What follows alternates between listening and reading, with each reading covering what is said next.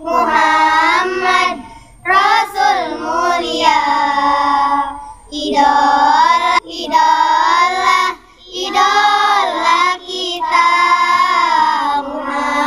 Muhammad Rasul mulia. Assalamualaikum warahmatullahi wabarakatuh. Waalaikumsalam warahmatullahi wabarakatuh. Ahlan wa sahlan, kaifa haluka adik-adikku dimanapun kalian berada. Mudah-mudahan adik-adikku semuanya tetap dalam keadaan sehat dan tetap dalam lindungan Allah Subhanahu wa Ta'ala. Nah, adik-adikku, ketemu lagi nih hari ini tentunya dengan Kak Fauzan di acara Teladan Anak Soleh, yaitu acara yang membahas dan menceritakan kembali tentang kisah perjalanan para nabi dan rasul. Selama 1 kali 30 menit ke depan, Kak Fauzan akan menemani adik-adikku semuanya. Tentunya Kak Fauzan hari ini telah ditemani oleh adik-adikku dari SD IKU Banat Al-Bahjah Pusat. Gimana adik-adikku semua kabarnya? Alhamdulillah. Nah, adik-adikku, pada pertemuan kali ini Kak Fauzan akan menceritakan kembali tentang kelanjutan kisah baginda Rasulullah SAW. Setelah pada pertemuan dan episode yang lalu Kak Fauzan menceritakan bagaimana Nabi Rasulullah SAW menjadi seorang hakim yang adil dalam peletakan batu Hajar Aswad ke tempatnya semula. Dan pada hari ini Kak Fauzan akan menceritakan kisah Rasulullah SAW di saat beliau diangkat menjadi seorang nabi dan seorang rasul. Adik-adikku, di usia hampir saja 40 tahun, Nabi kita Muhammad SAW sering menyendiri di gua-gua di sekitar kota Mekah. Nabi sering berkhalwat, yaitu khalwat adalah menyendiri seraya beribadah kepada Allah Subhanahu wa Ta'ala. Maka saat itu adik-adikku, Nabi kita Muhammad SAW berkhalwat, dan biasanya Nabi berkhalwat di gua yang bernama Gua Hira. Karena Gua Hira lah yang pemandangannya paling pas melihat ke Ka'bah atau Baitullah. Maka Nabi membawa bekal selama Nabi berkhalwat di Gua Hira. Setelah 3-4 hari bekal Nabi habis, Nabi baru turun kembali ke rumah istrinya Khadijah dan mengambil bekal baru. Dan tidak lama Nabi berangkat lagi untuk berkhalwat dan menyendiri. Mengapa Nabi berkhalwat saat itu adik-adikku? Karena Nabi melihat kaum Quraisy melakukan kejahiliahannya. Mereka menyembah berhala-berhala. Mereka mengubur putri-putri mereka. Karena mereka malu. Karena mendapatkan anak seorang putri. Mereka kubur hidup-hidup. Mereka juga menyembah berhala. Maka Nabi melihat kelakuan kaum Quraisy yang jahiliyah ini. Nabi pun sering menyendiri di Gua Hira. Adik-adikku, tidak lama setelah Nabi menyendiri di Gua Hira, tiba-tiba datang sesosok orang. Orang ini ternyata adalah malaikat Jibril. Tetapi malaikat Jibril adik-adikku datang tidak dengan wujud aslinya. Sebagaimana dikatakan dalam sejarah Nabi, bahwasanya malaikat Jibril adik-adik kapan bertemu dengan Nabi Muhammad SAW, malaikat Jibril menyamar menjadi seorang manusia, menjadi sahabat Nabi yang paling ganteng saat itu bernama Dihya Al-Kalbi. Namanya siapa adik-adikku? Dihya Al-Kalbi. Maka saat itu masuklah malaikat Jibril ke dalam Gua Hira. Ketika Nabi sedang khusyuk dalam ibadahnya, tiba saja Nabi merasa dari arah belakangnya ada seseorang yang memeluknya. Maka orang tadi memeluk Nabi dengan sangat erat, memeluk Nabi sehingga Nabi tidak dapat berkata-kata dan tidak dapat bernafas lagi. Maka orang ini mengatakan, "Ya Muhammad, iqra." Muhammad, bacalah. Maka apa yang dijawab oleh Nabi Muhammad? "Ma ana biqari." Aku tidak bisa baca, aku tidak bisa tulis. Maka dilepaskan pelukan baginda Nabi. Ketika Nabi ingin menoleh, siapa orang yang tiba saja memeluknya? Orang tadi memeluk lagi untuk yang kedua kalinya dengan sangat kerasnya dan berkata, "Iqra, bacalah ya Muhammad." Maka dijawab oleh Rasulullah, "Ma ana biqari." Aku tidak bisa baca. dilepaskan kembali. Ketika Nabi penasaran, ingin menoleh siapa orang yang memeluk di belakangnya, tiba saja Nabi dipeluk dengan pelukan yang sangat keras, sehingga orang tadi mengatakan, Iqra bismi rabbikal ladzi khalaq, khalaqal insana min alaq, Iqra wa rabbukal akram, alladzi 'allama bil qalam, 'allamal insana ma lam ya'lam. Maka saat itu dilepaskan kembali. Maka Nabi faham bahwasanya Nabi harus mengikuti bacaan yang dilantunkan kepadanya. Maka Nabi saat itu mendapatkan wahyu dari Allah Subhanahu wa taala untuk yang pertama kali, yaitu surat Al-Alaq ayat 1 sampai ayat 5. Maka Nabi saat itu diangkat menjadi seorang nabi, dan juga Nabi saat itu sekaligus diangkat menjadi seorang rasul. Nah, adik-adikku, kemudian adik-adikku saat itu setelah Nabi diangkat menjadi seorang nabi dan rasul, tiba saja malaikat Jibril pun menghilang. Maka Nabi saat itu badannya menggigil karena baru pertama kali bertemu seorang malaikat. Badan Nabi kita Muhammad menggigil, kedinginan, wajahnya pucat, sehingga Nabi saat itu langsung memutuskan untuk pulang ke rumah istrinya Khadijah. Maka dalam perjalanannya turun dari Gua Hira di sebuah gunung di Mekah, Nabi tertatih-tatih menuju rumah Khadijah. Ketika di depan pintu rumah Khadijah, diketuklah rumah Siti Khadijah dan dibukakan oleh Siti Khadijah. Nabi saat itu berkata kepada Siti Khadijah, "Ya Khadijah, dathiruni, dathiruni. Wahai Khadijah, dathiruni, selimutilah aku. Dathiruni, selimutilah aku." Nabi kedinginan, badan Nabi menggigil. Maka saat itu Siti Khadijah menghantarkan Nabi ke kamarnya yang mulia, sehingga saat itu Siti Khadijah menyelimuti baginda Nabi Muhammad sallallahu alaihi wasallam. Maka itulah kisah bagaimana Nabi kita Muhammad sallallahu alaihi wasallam diutus menjadi seorang nabi dan rasul. Bagaimana kelanjutan kisahnya?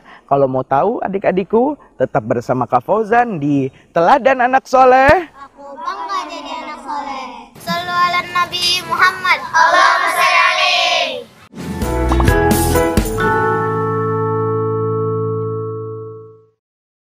Ya adik-adikku, masih dengan Kak Fauzan tentunya di Teladan Anak Soleh. Aku bangga jadi anak soleh. Shallu ala Nabi Muhammad. Allahumma shalli alaihi. Nah, adik-adikku, setelah Rasulullah SAW diselimuti oleh istrinya tercinta, yaitu Khadijatul Kubra, tiba saja saat itu istrinya menjadi bingung dan khawatir akan suaminya tadi. Maka Siti Khadijah saat itu keluar daripada rumahnya di malam itu, sehingga Siti Khadijah menemui salah seorang pamannya yang menjadi salah seorang pendeta. Maka ia bertanya kepada pamannya, "Wahai pamanku yang bernama Waraqah bin Naufal, wahai pamanku Waraqah bin Naufal, apa yang terjadi dengan suamiku? Sesungguhnya suamiku telah didatangi oleh sesosok makhluk yang dia datang di tempat suamiku sering beribadah." Maka tiba saja adik-adikku, Waraqah bin Naufal, paman Siti Khadijah yang tercinta, beliau mengatakan, "Wahai Khadijah, sesungguhnya suamimu tadi adalah seseorang yang akan menjadi orang yang sangat besar. Suamimu nanti akan menjadi khatamul anbiya wal mursalin, penutup para nabi dan rasul. Suamimu nanti Khadijah, dia akan menjadi basyaran lakal basyar, akan menjadi manusia tetapi tidak seperti manusia lainnya. Sesungguhnya Muhammad suamimu telah didatangi oleh namus yang pernah datang kepada Nabi Musa alaihissalam." Siapa namus? Namus adik-adikku adalah nama lain daripada malaikat Jibril alaihissalam.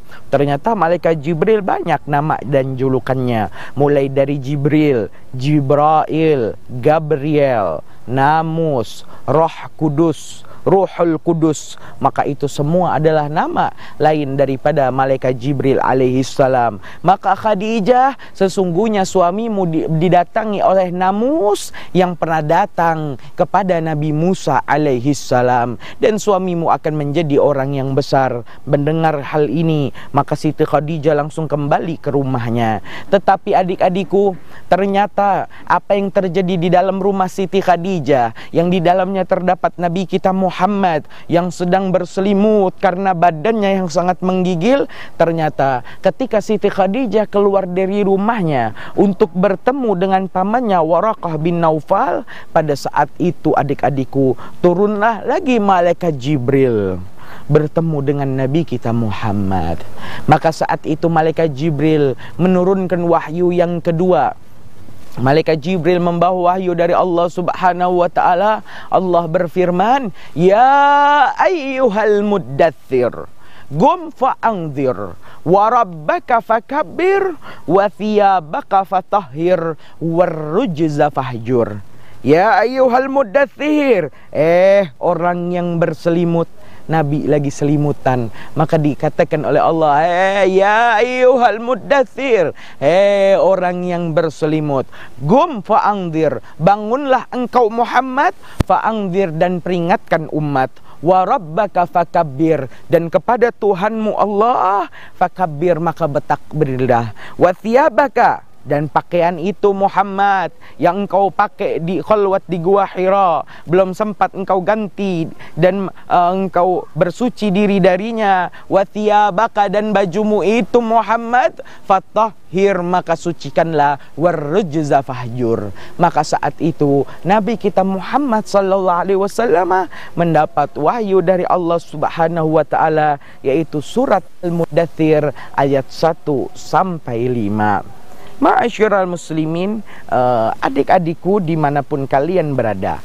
Nah, saat itu Nabi kita Muhammad sallallahu alaihi wasallam maka mulai berdakwah. Tetapi dakwah Nabi tidak sebagai para pendakwah zaman sekarang yang ketika datang disambut oleh jamaahnya, ketika memberikan ilmunya didengarkan oleh jamaahnya. Tapi saat itu Nabi kita Muhammad sallallahu alaihi wasallam dakwanya sembunyi. Nabi dakwah diam-diam. Nabi mengajak satu persatu dari para sahabatnya. Maka Nabi saat itu mendekati istrinya Khadijah Al-Kubra, istrinya yang tercinta. Maka Nabi membisikkan, "Ya Khadijah, sesungguhnya aku adalah utusan Allah. Maka sembahlah Tuhan Allah yang satu. Jangan engkau menyembah berhala-berhala yang ada di sekitar Ka'bah." Maka Siti Khadijah saat itu beriman kepada Nabi kita Muhammad, sehingga Siti Khadijah menjadi wanita dewasa pertama yang memeluk agama Islam. Kemudian Nabi berdakwah, mendekati sahabatnya yang paling dekat dengan Nabi, sahabat dekatnya Nabi, yaitu Abu Bakar As-Siddiq, yang umurnya 2 tahun lebih muda dari baginda Nabi. Maka saat itu Nabi berkata, "Ya Abu Bakar, aku adalah utusan Allah." Mendengar itu, Sayyidina Abu Bakar langsung beriman kepada Habibina Muhammad, sehingga Sayyidina Abu Bakar adalah lelaki dewasa pertama yang memeluk agama Islam. Dari kalangan anak kecil masuk misan dan sepupunya baginda Nabi, yaitu Sayyidina Ali bin Abi Thalib. Dari kalangan budak masuk Islam Bilal bin Rabah, sehingga selama 3 tahun Nabi kita Muhammad sallallahu alaihi wasallam berdakwah secara sembunyi-sembunyi. 3 tahun Nabi dakwah diam-diam, orang Mekah tidak ada yang tahu, sehingga terkumpullah 73 orang yang masuk Islam, yang dalam sejarah dikenal dengan nama As-Sabiqunal Awwalun, orang-orang yang pertama kali memeluk agama Islam. Nah, adik-adikku, setelah Nabi di usia 43 tahun, saat itu Nabi mendapat wahyu dari Allah Subhanahu wa taala. "Ya Muhammad, fasda' bima tu'mar wa'arid anil musyrikin." Ya Muhammad, kata Allah, fasda', terang-teranganlah engkau bima tu'mar, dengan apa yang diperintahkan kepadamu Muhammad, wa a'rid anil musyrikin, dan berpalinglah engkau daripada orang-orang musyrik. Maka Nabi Muhammad saat itu mendapatkan perintah dari Allah Subhanahu wa taala untuk berdakwah secara terang-terangan. Maka apa yang dilakukan oleh Nabi kita Muhammad saat itu? Saat itu Nabi Muhammad langsung keluar dari rumahnya.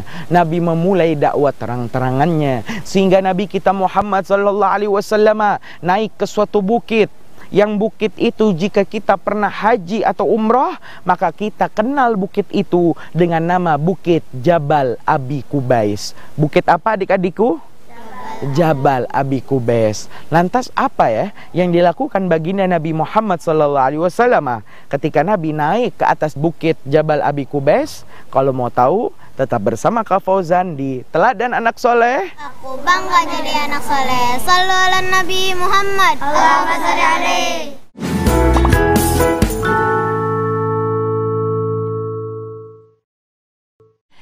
Ya adik-adikku, masih dengan Kak Fauzan tentunya di Teladan Anak Soleh. Aku bangga jadi anak soleh. Sallu ala Nabi Muhammad. Allahumma shalli alaihi.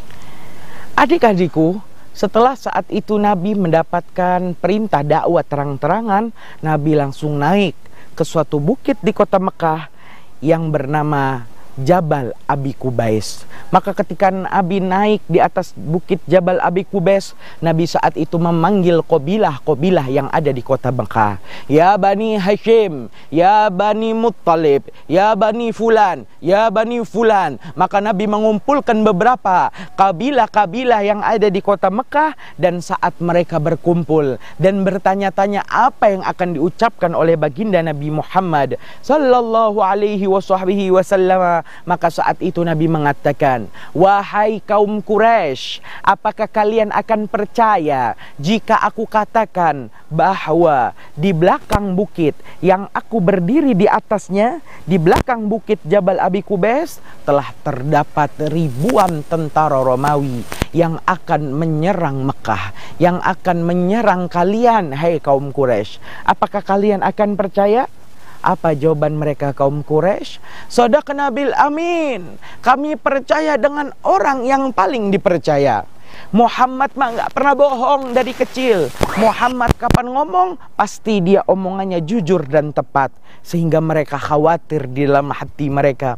Ya Muhammad, apakah betul ada ribuan tentara Romawi yang akan menyerang kami? Maka Nabi kita Muhammad menjawab, tidak, itu hanya seandainya. Tetapi ketahuilah, aku adalah Allah, aku adalah utusan Allah Subhanahu wa ta'ala. Sembahlah Tuhan yang satu, dan janganlah kalian menyembah berhala-berhala yang terdapat di sekitar Mekah. Maka saat itu mereka bingung nih adik-adik.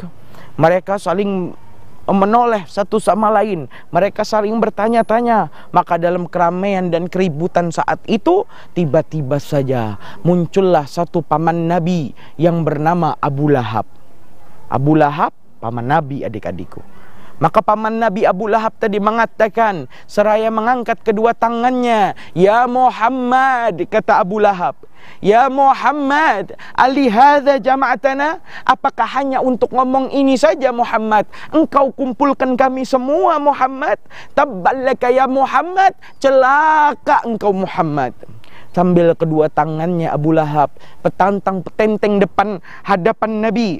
Maka saat itu Abu Lahab sekali lagi mengatakan, ya Muhammad, alihadza jama'atana, apakah hanya untuk ngomong ini saja Muhammad? Engkau kumpulkan kami semua. Tabballaka ya Muhammad, celaka engkau Muhammad.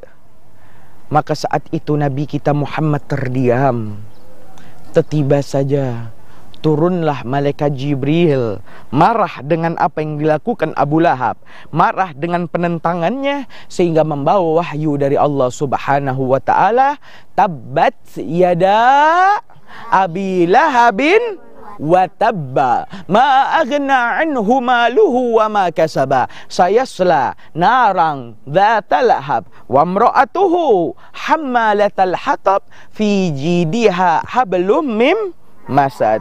Maka saat itu turunlah wahyu dari Allah Subhanahu wa taala yang mengatakan tabat, celaka kata Allah. Siapa yang celaka? Yada, kedua tangannya Abi Lahabin, tangannya Abu Lahab. Itu kata Allah, tangan Abu Lahab yang tadi berontak depan baginda Nabi, dua tangan ini kata Allah celaka wa tabba, dan sungguh celaka.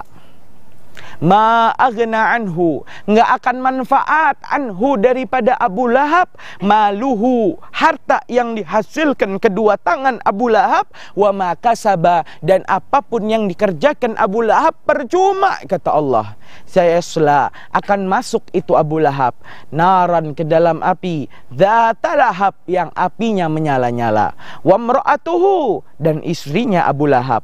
Tahu adik-adik siapa istrinya Abu Lahab? Namanya Hindun, julukannya Ummu Jamilah, yang paling cantik. Wa mra'atuhu, dan istrinya Abu Lahab hammalatal hatab, pembawa kayu bakar di neraka, fi jidiha hablum mim masad, fi jidiha, di lehernya Hindun nanti siksaannya di akhirat, hablun, terdapat tali, mim masad, dari kawat berduri. Diseret nanti itu Hindun di dalam nerakanya Allah, diseret dan ditarik lehernya oleh tali berkawat berduri oleh malaikat Zabaniyah, anak buah malaikat Malik. Adik-adikku, selesai kisah daripada dikutuknya paman Nabi yaitu Abu Lahab karena penentangannya terhadap dakwah Nabi Muhammad sallallahu alaihi wasallam. Nah, baik adik-adikku, sampai sini dulu kisahnya. Habib mau tanya, ada yang ingin bertanya? Baik, Banat yang di tengah, silakan bertanya. Kak Fauzan, memangnya Nabi Muhammad tidak bisa baca dan tidak bisa nulis ya? Nah, adik-adikku, mengapa sih Nabi kita Muhammad SAW ternyata tidak bisa baca dan tidak bisa tulis, atau bahasa sekarangnya namanya buta huruf? Masa Nabi kita Muhammad buta huruf, gak bisa baca, gak bisa tulis? Katanya Habib seorang Nabi itu harus fatonah. Apa fatonah? Cerdas. Masa Nabi yang seorang Nabi dan Rasul, Nabi akhir zaman, tidak bisa baca dan tidak bisa tulis, padahal Nabi adalah seseorang yang cerdas?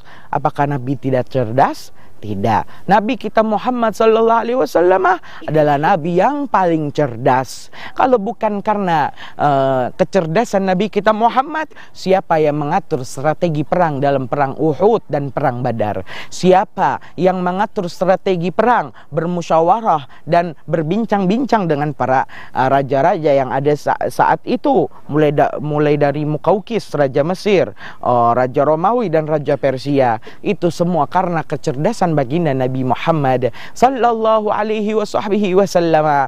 Maka tidak bisa bacanya Nabi dan Rasul yang sangat cerdas itu bukan menunjukkan atas kebodohan baginda Nabi Muhammad sallallahu alaihi wasallam, tetapi menunjukkan bahwasanya Nabi kita Muhammad sallallahu alaihi wasallam mendapatkan mukjizat dari Allah Subhanahu wa taala. Nabi disebut An-Nabiyil Ummi, sebagai nabi yang tidak bisa baca dan tidak bisa tulis, karena Nabi kita Muhammad, seandainya Nabi kita Muhammad bisa membaca dan bisa menulis, maka niscaya mereka orang-orang Mekah akan menfitnah bahwasanya Al-Quran yang turun kepada Nabi kita Muhammad adalah hasil karangan Nabi kita Muhammad. Mengapa? Oh iya, pantas Muhammad mengeluarkan Al-Quran 30 juz. Mengapa? Karena Al-Quran dikarang langsung oleh Nabi kita Muhammad. Muhammad pinter ngarang syair-syair Arab. Muhammad tahu karangan itu, membaca kitab dari kitab-kitab terdahulu. Tapi ternyata Nabi kita Muhammad SAW tidak bisa membaca dan tidak bisa menulis, sehingga Al-Quran adalah mukjizat yang paling besar dari Nabi kita Muhammad sallallahu alaihi wasallam. Nah adik-adikku, tak terasa sudah 1 kali 30 menit Kak Fauzan menemani adik-adikku semuanya. Insyaallah kita ketemu lagi pada jam dan acara yang sama, tentunya masih dengan Kak Fauzan di Teladan Anak Soleh. Aku bangga jadi anak soleh. Sallu ala Nabi Muhammad, Allahumma salli alaihi. Idola, idola, idola kita Muhammad, Muhammad Rasul mulia. Idola, idola, idola kita Muhammad, Muhammad Rasul mulia.